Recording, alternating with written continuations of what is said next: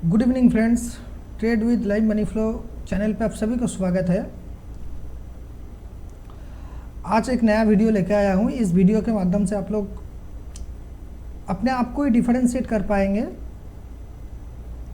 एक professional trader और एक नॉन प्रोफेशनल ट्रेडर में क्या डिफरेंस है, और हम आप जैसे जो भी छोटा रिटेल ट्रेडर है क्यों एक प्रोफेशनल ट्रेडर जैसा नहीं बन पाते हैं, या फिर उन लोग जैसा प्रॉफिटेबल भी नहीं बन पाते हैं। इसके पीछे का क्या रीज़न है, या फिर एक प्रोफेशनल ट्रेडर क्या एनालिसिस करता है जो एनालिसिस हम लोग नहीं कर पाते। इसी रिलेटेड मैं एक वीडियो लेके आया हूँ आज के दिन पे। चलिए उसको जाने से पहले ही मैं थोड़ा बहुत आज के दिन का जो भी मार्केट का सेटअप था वो थोड़ा देख लेते हैं। ये मैंने सुबह के 10:30 बजे के आसपास में मैंने एक पोस्ट डाला था, 10:40 के आसपास में। मार्केट का मनी फ्लो नेगेटिव है। मैं हमेशा बताता हूँ मनी फ्लो एनालिसिस करना बहुत ज़रूरी है, क्योंकि ये सुप्रीम है। मार्केट का जो भी प्राइस एक्शन बनता है वो फेल हो जाता है। मार्केट का जो भी इंडिकेटर है वो सही से आपको इंडिकेट नहीं कर पाता है, लेकिन मनी फ्लो जो एनालिसिस रहता है वो आपको एक अच्छा इंडिकेशन देता है और सही तरीके से आपको मार्केट का डायरेक्शन अर्ली मॉर्निंग ही आपको बता देता है। चलिए देखते हैं। जो पोस्ट मैंने किया था ये यूट्यूब में अभी भी है, कम्युनिटी टैब में आप जाके देख सकते हैं। क्या हुआ था उस टाइम पे मार्केट में। मैं जब पोस्ट डाला था उस टाइम फ्रेम मार्केट इस जगह पे था, और मार्केट उसके बाद से आहिस्ता आहिस्ता करके मार्केट नीचे ही आया है। और इसके पीछे का रीज़न था जो भी बड़ा प्लेयर है उसका मनी फ्लो आज के दिन में नेगेटिव था। वो लोग फ्यूचर में शॉर्ट बना रहा था, और जैसे आपको दिख रहा है इधर फ्यूचर, ऑप्शन, कैश तीनों सेगमेंट पे ही मनी फ्लो नेगेटिव था। कंप्लीट बेयरिश मूड में था मार्केट आज। यही स्क्रीनशॉट मैंने डाला था, और सुबह ही मुझे मालूम चल गया था कि मार्केट आज नीचे जाने वाला है। इसीलिए मनी फ्लो एनालिसिस करना बहुत ज़्यादा ज़रूरी होता है। डेटा पॉइंट्स को समझना है। चलिए छोड़िए, ये तो हर रोज़ का मार्केट का खेल है। मार्केट ऊपर जाएगा नीचे आएगा, लेकिन अगर मुझे एक प्रोफेशनल ट्रेडर बनना है या फिर एक प्रॉफिटेबल ट्रेडर बनना है मुझे लॉन्ग टाइम के लिए, तो क्या डिफरेंस है जो भी प्रोफेशनल और प्रॉफिटेबल ट्रेडर है उनमें से और मेरे में क्या डिफरेंस है, क्यों हम लोग नहीं बन पाते हैं, या फिर वो लोग क्या एनालिसिस करता है जो हम लोग नहीं एनालिसिस कर पाते हैं। चलिए वही रिलेटेड मैं एक वीडियो आज के दिन पे लेके आया हूँ। कुछ मैं पीपीटी बना के रेडी किया हूँ, उसके थ्रू आपको समझाने की कोशिश करूँगा मैं मार्केट को कैसे स्टडी करता हूँ। मैं मार्केट को दोनों तरीके से स्टडी करता हूँ। प्राइस एक्शन तो हर कोई स्टडी करता है, जिसका स्टडी मैं भी करता हूँ, ठीक है। प्राइस एक्शन स्टडी करना ठीक है, लेकिन उसके संग संग आपको डेटा को भी एनालिसिस करना पड़ेगा। अगर कल के लिए मुझे मार्केट में कुछ भी ट्रेड प्लानोग्राम रखना है, तो जैसे मैं प्राइस एक्शन स्टडी कर रहा हूँ उसके संग में आपको डेटा को भी एनालिसिस करना पड़ेगा, क्योंकि आपको कुछ भी अगर प्राइस एक्शन बन रहा है उससे पहले डेटा बनता है। जैसे इधर अगर प्राइस एक्शन बुलिश बन रहा है तो यहाँ पर आपको इससे पहले ना डेटा भी आपको सजेस्ट करेगा कि अब बुलिश सेटअप बन रहा है कि बेयरिश सेटअप बन रहा है, कौन सा ये सेटअप बन रहा है।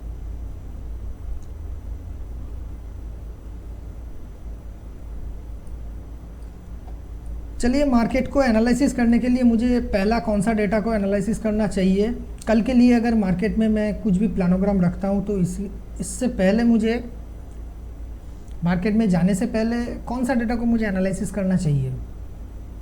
मैं जो भी पहला डेटा को एनालिसिस करता हूँ, FIIs and DIIs and proprietary desk, ये जो 4 सेगमेंट है, client, DII, FII, proprietary desk, ये चारों का डेटा को जो भी ये लोग फ्यूचर में कुछ भी पोजीशन बना रहा है या फिर ऑप्शन में क्या पोजीशन बना रहा है, इसको मैं नज़र रखता हूँ। जैसे आज के दिन में आपको दिखाई दे रहा है, सुबह के टाइम पे मैंने बताया था कि मनी फ्लो नेगेटिव है और ये आज के दिन का डेटा है। ये आपको दिखाई देगा FII एंड प्रोप्राइटरी डेस्क ये बहुत ज़्यादा नेगेटिव है मार्केट को लेके। फ्यूचर में ये लोग बहुत बड़ा बड़ा शॉर्ट पोजीशन बनाया है और ऑप्शन में भी ये लोग कॉल राइटिंग बना के गया है, इसीलिए मार्केट में आज सेलिंग प्रेशर देखने को मिला आपको। तो फिर कल के लिए अगर मुझे स्टडी करना है, मार्केट में काम करना है, तो पहला मुझे ये पार्टिसिपेंट वाइज ओपन इंटरेस्ट का डेटा मुझे देखना है। इस डेटा का सोर्स कहाँ से मिलेगा मुझे? इस डेटा का सोर्स मुझे मिलेगा NSE का जो ऑफिशियल साइट है, उसमें जाके मार्केट डेटा में जाइएगा और डेरिवेटिव सेगमेंट में जाने के बाद आपको भाव कॉपी मिल जाएगा, वहाँ से आप डाउनलोड कर सकते हो। तो जैसे पार्टिसिपेंट वाइज ओपन इंटरेस्ट का डेटा स्टडी हो गया है मुझे, उसके बाद मुझे देखना है जो भी 2 बड़ा प्लेयर है FIIs, DIIs, वो लोग आज के दिन में मार्केट में, कैश मार्केट में क्या एक्टिविटी किया है। कैश में वो लोग माल बेच के गया है, माल खरीद के गया है, किसका क्या व्यू है, ये मुझे जानकारी लेना है। ये मेरा कल के इंट्राडे के लिए कुछ भी अगर प्लानोग्राम कर रहा हूँ तो उसके लिए मुझे ये 2 डेटा मुझे स्टडी करना ही पड़ेगा। एक हो गया पार्टिसिपेंट ओपन इंटरेस्ट का डेटा, दूसरा हो गया आपका कैश मार्केट का डेटा। उसके बाद मेरा ये लाइव सीट जो है, मनी फ्लो का सीट है, इसमें मुझे लाइव मार्केट में एनालिसिस होके निकल के आ जाता है। जो भी प्लान ऑफ एक्शन रहता है, इसके थ्रू, इसके बेसिस पे मैं ट्रेड बनाता हूँ। ये तो हो गया इंट्राडे एनालिसिस के लिए। अगर मुझे स्टॉक के एनालिसिस करने के लिए मुझे कुछ भी डेटा को स्टडी करना पड़ता है, तो वो मैं कौन सा डेटा यूज़ करता हूँ,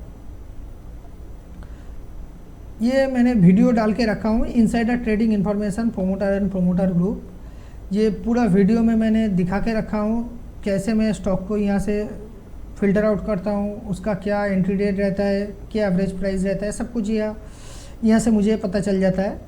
इसके पीछे का लॉजिक है, अगर कोई भी प्रोमोटर अपना खुद का स्टॉक में करोड़ों का माल उठा रहा है, मतलब उसका कुछ ना कुछ तो इन्फॉर्मेशन है, जो इन्फॉर्मेशन हम लोगों के पास नहीं रहता है।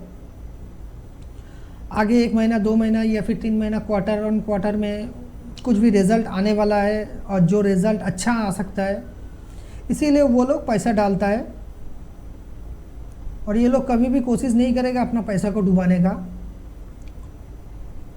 अगर ये स्टडी करेंगे आप, एक स्टॉक का लिस्ट आपको मिल जाएगा, जहाँ से आपको एक 2-3 रोज में ही एक अच्छा रिटर्न आपको मिल जाता है।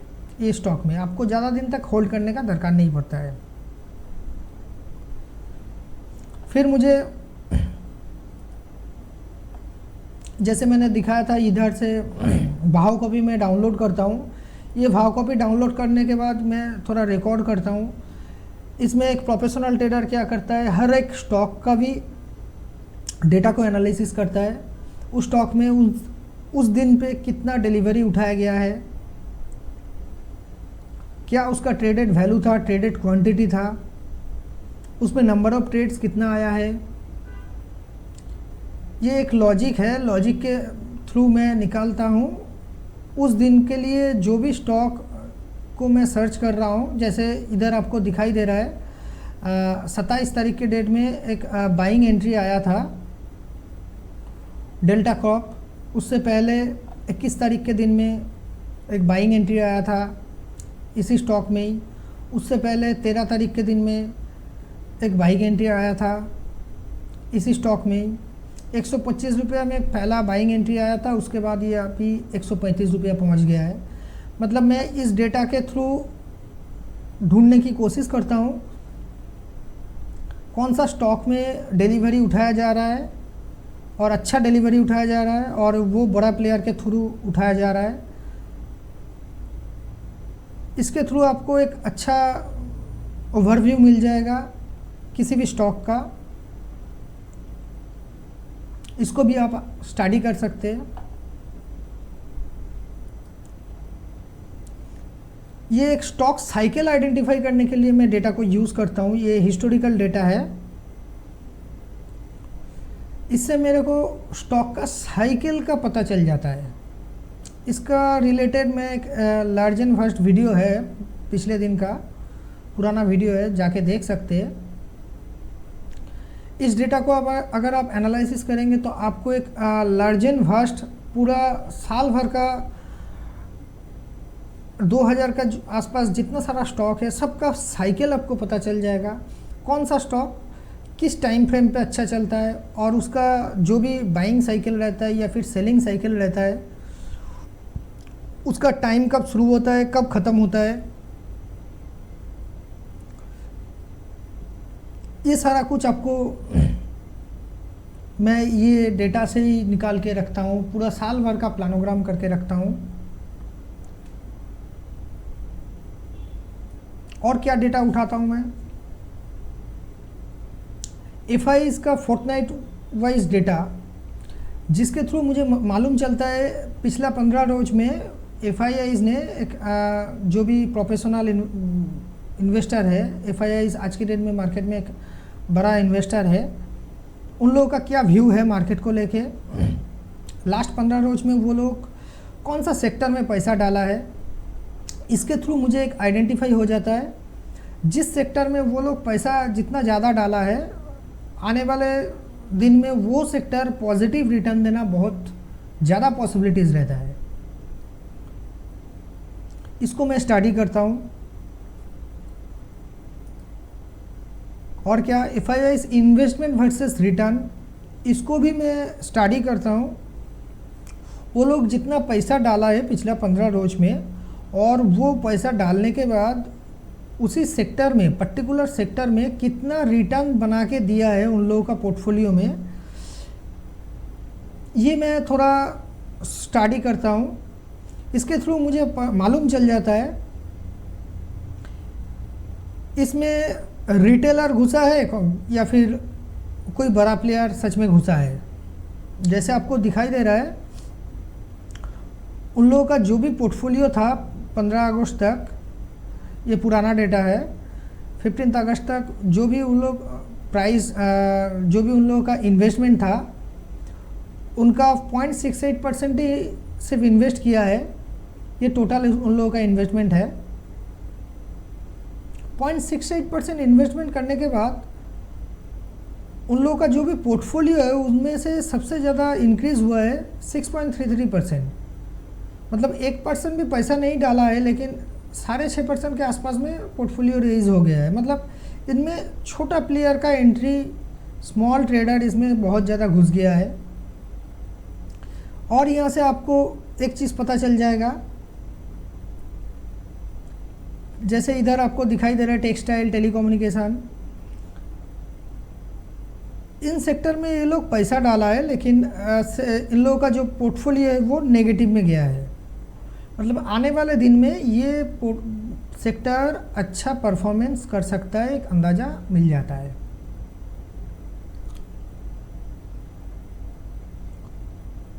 और क्या मैं डेटा एनालिसिस करता हूँ, अगर मुझे सेक्टर मालूम चल गया है तो मैं उसी सेक्टर का एक स्क्रीनर लिस्ट बना के रखा हूँ जो मुझे 1 क्लिक में एक ब्रेकआउट लिस्ट बना के देता है।